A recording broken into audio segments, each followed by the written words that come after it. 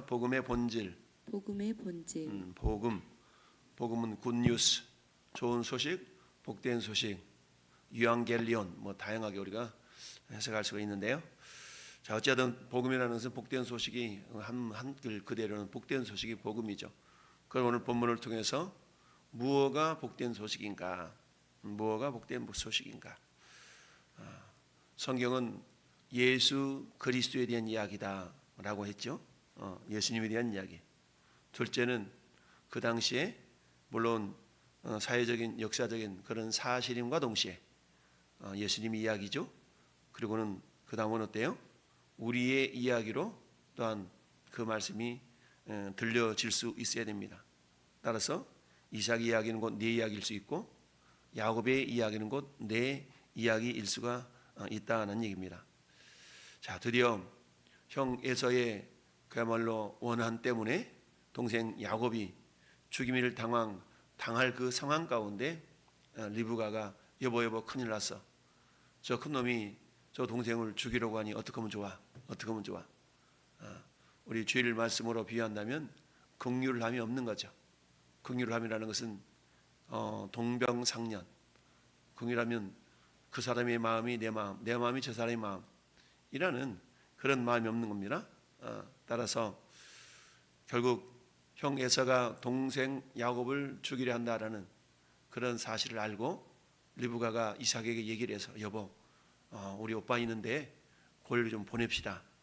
근데 44절 앞장 44절 보면 내 형의 노가 풀리기까지 몇 날 동안 그와 함께 거주하라. 며칠이면 네 형 에서의 마음이 풀릴 것 같으니까 며칠만 가서 피하고 있어.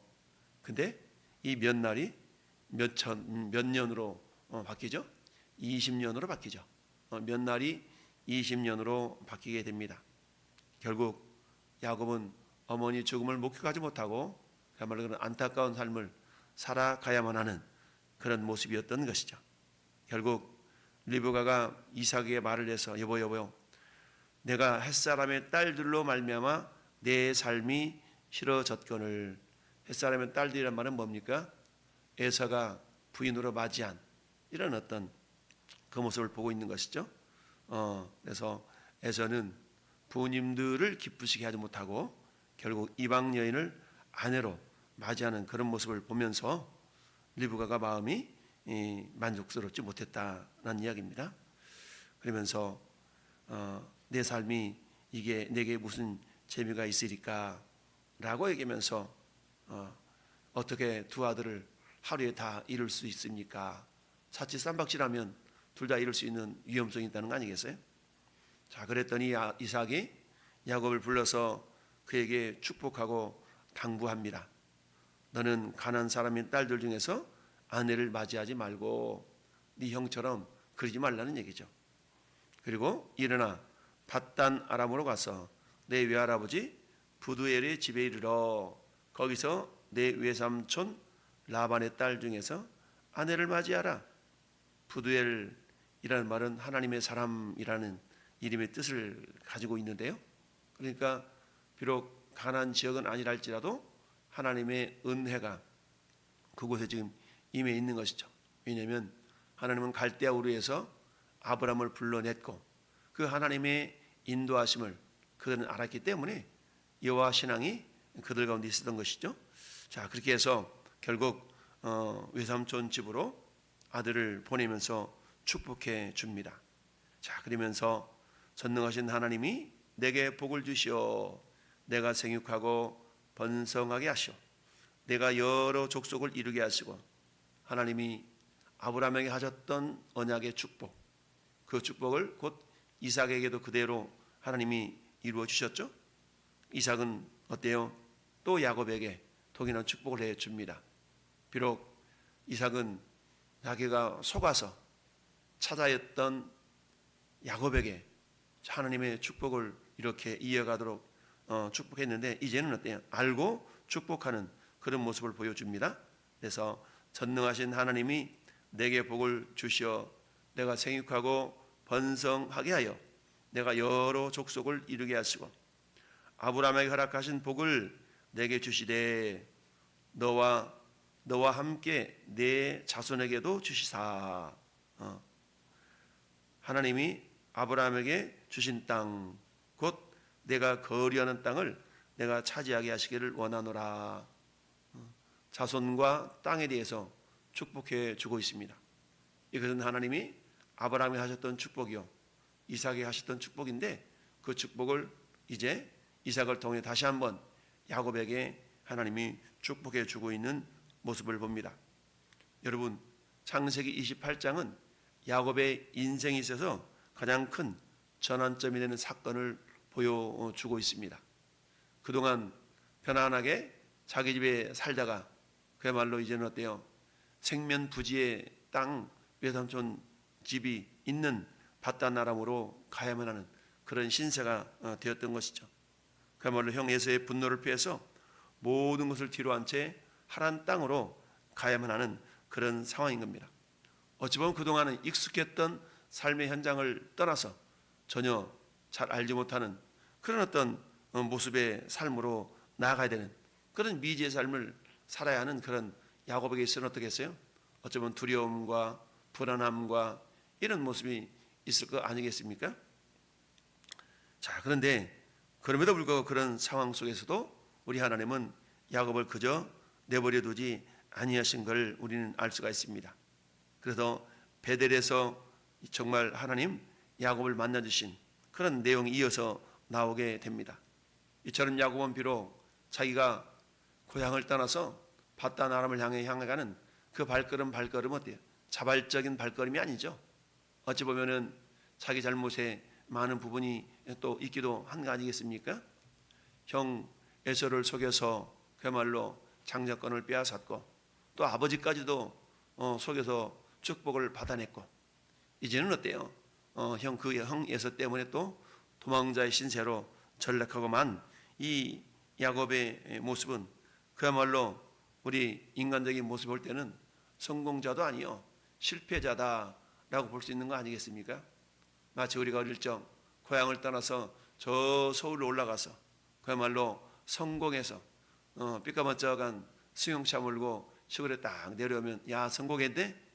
이러던 시절이 있었죠.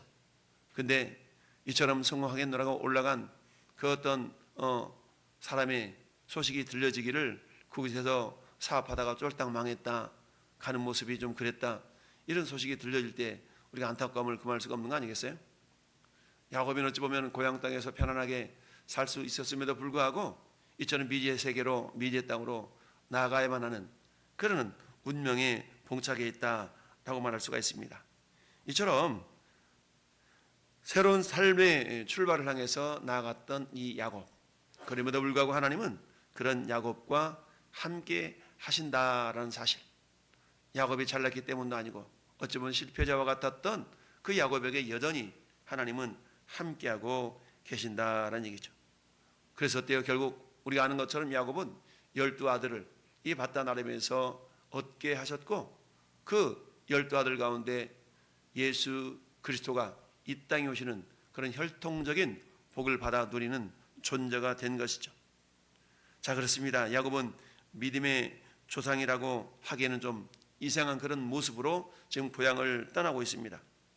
인간적으로는 어찌 보면 죄인이었고 실패한 사람이었다라는 얘기지만, 그럼에도 불구하고 하나님의 약속은 여전히 그 야곱에게 유효한 것이었다라는 얘기죠. 우리 이것을 한마디로 말하면 뭐라고 그런다? 복음의 본질이다라는 얘기입니다. 오늘 말씀의 제목이 복음의 본질이죠. 여러분, 저는 여러분의 삶의 모습도 크게 야곱과 다를 바가 없습니다. 우리 삶 자체가 이런 삶 아니겠습니까? 하나님은 야곱의 인생, 야곱이라는 말 자체가 어떤 이름이 뜻이 있어요? 뒤꿈치를 잡았다라는 그런 의미가 있는 거 아니겠습니까? 그런 야곱을 통해서도 하나님은 결국 예수 그리스도를 이 땅에 오시는 혈통으로 사용하신 걸 봅니다. 이걸 은혜라는 한 단어로 표현할 수가 있죠. 하나님의 복음이라는 것은 결국 우리에게 은혜로 다가오는 것이죠. 에베소서 2장 8절 9절 보면 너희가 그 은혜를 인하여 믿음으로 말미암아 구원을 얻었나니 이것이 너희에게서 난 것이 아니요 하나님의 선물이다. 행위에서 난 것이 아니 이는 누구도 자랑하지 못하게 하려 함이라라고 말씀합니다. 이처럼 복음이라는 것은 내 능력과 내 힘과 내 조건에 의해서 우리가 하나님의 자녀가 된 것이 아닙니다.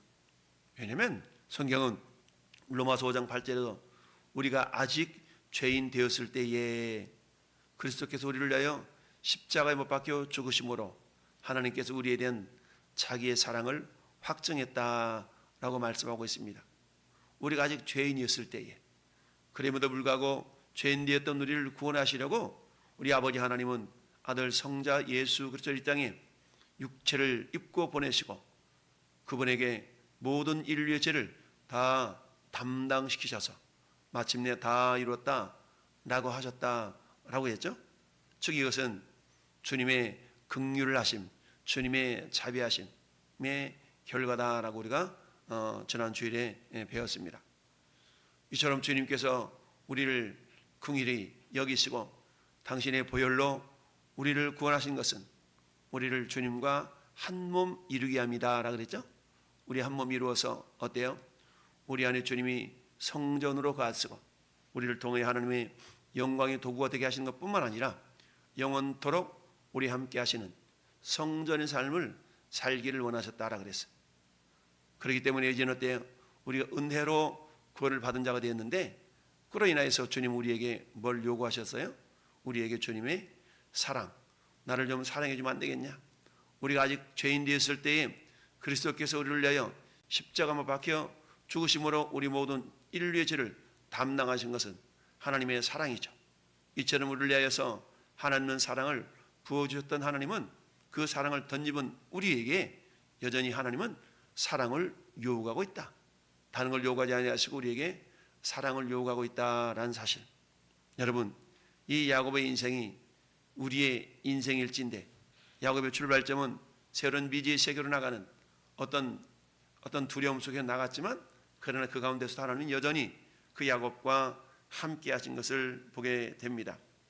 여러분, 브엘세바를 향하여 하단을 향하여 가는 이 브엘세바를 떠나서 하란으로 가는 이 야곱의 인생길에서 주님은 여전히 함께하고 계셨다는 사실. 마찬가지로 우리의 인생길에도 주님은 여전히 우리와 함께 하십니다.